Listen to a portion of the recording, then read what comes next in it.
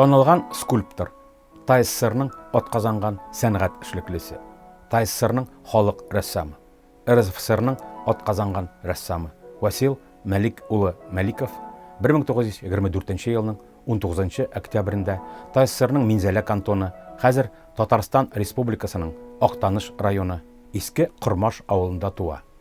1942 елдан Бөек Ватан сугышында катнаша. Икенче Балтик буе һәм Ленинград фронтлары составындагы 19 танк корпусының 882 танкка каршы истребитель артиллерия полкында танкка каршы орудие командиры. 1947 елда демобилизацияләнә, 53 елда Казан сәнгать училищесын тәмамлый. Уку елларында Садри Ахун җитәкчелегендә скульптура белән шөгыльләнә.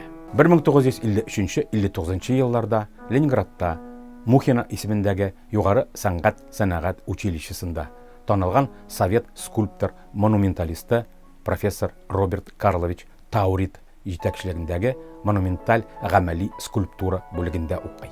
1959 елдан Казанда яши. Васил Маликов Татарстанда монументаль сәнгать үсешен башлап җибәрүчеләрнең берсе. Ул башка скульпторлар белән авторлыкта Казан 5 диңгез порты һәм Идел буе халыклары темаларына Волга кунакханәсе фасадын бизи. Васил Мәликов иҗатында ватанпәрвәрлек, батырлык темасы аерым урын били. Скульпторның архитекторлар Алексей Андреевич Спориус һәм Геннадий Михайлович Пичуев белән берлектә башкарган эше Казандагы Горький исемендәге Үзәк мәдәният һәм ял паркы янындагы Совет хакимияте өчен һәлак булган көрәшчеләргә багышланган монумент. 1960 еллар Татарстан монументаль скульптурасында идея һәм сәнгати эшләнеше ягыннан зур әһәмияткә ия әсәр дип бәяләнә. Әлеге хезмәт өчен авторлар 1980 елда ТССРның Габдулла Тукай исемендәге дәүләт бүләгенә лаек була. Һәйкәлнең шәһәр архитектурасына алып килгән яңалыгы аның стела вертикале белән ас сызыкланган үзенчәлекле фәзаи шишелешендә. Яралы көрәшче фигурасының символик образын гәүдәләндерүдә. Шулай ук алюминий һәм титан кебек яңа төр материаллар кулланылуда чагылыш таба.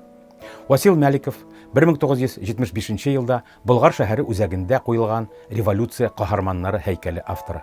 Ул иҗат иткән Мулланур Вахитов, Камил Якубов, Муса Җәлил скульптур портретлары, гражданнар һәм Бөек Ватан сугышы каһарманнары образлары киң танылу алган әсәрләр. Көрәштән шуклык жанрлы композициясе, гипстан КамАЗ үсә сюжетлы тематик композициясе, агачтан наз һәм нәфислек тулы ялангач кыз һәм хатын-кыз сыны скульптуралары, известаштан яшүсмер кыз һәм мәрмәрдән Актаныш кызы лирик образлары, шулай ук останың бай мирасы үрнәкләре.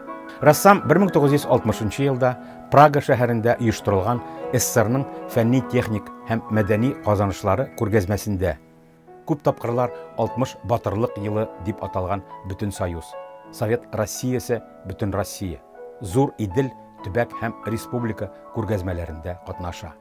Шәхси күргәзмәләре 1968, 74, 75 һәм 84 елларда Казанда уздырыла.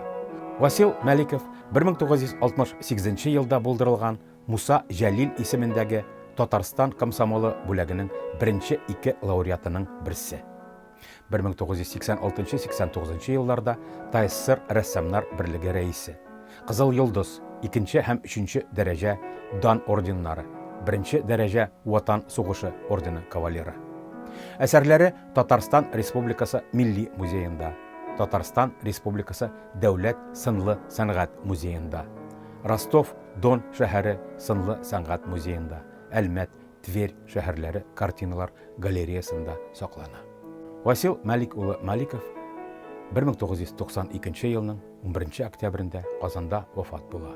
Рәссам истәлегенә Татарстан Республикасы Дәүләт сынлы сәнгать музееның заманча сәнгать галереясы бинасына мемориаль такта куела.